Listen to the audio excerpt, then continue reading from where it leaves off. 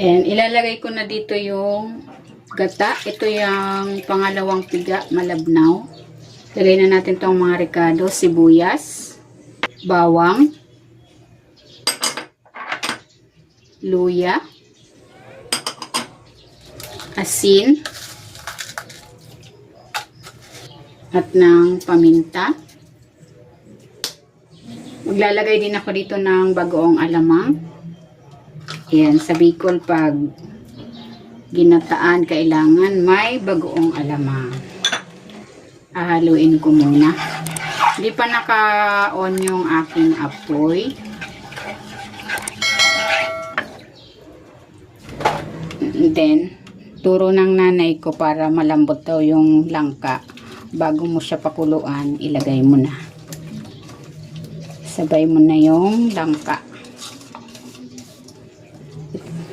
And then, tatakpan ko. Yan lang ang ginagawa para hindi matigas yung langka. Minsan kasi kahit anong luto mo, makunat pa rin. Ayan, pakuluan na natin yan hanggang sa maubos yung sabaw.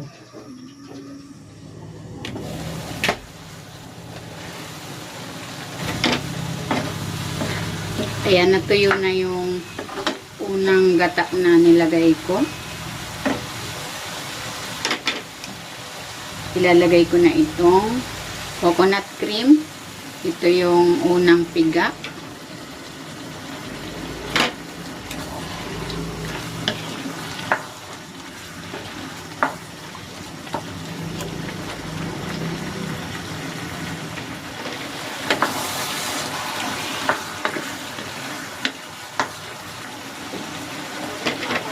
Ilalagay ko na rin itong mackerel.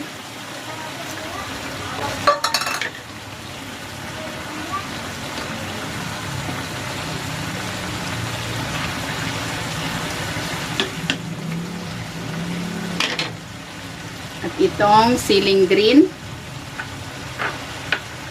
At labuyo.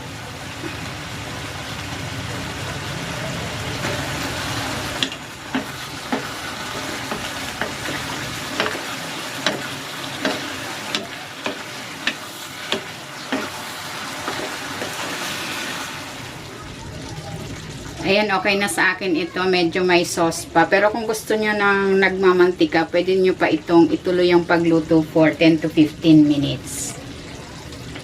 Ayan, luto na itong ating ginataang langka. Hahanguin ko na ito.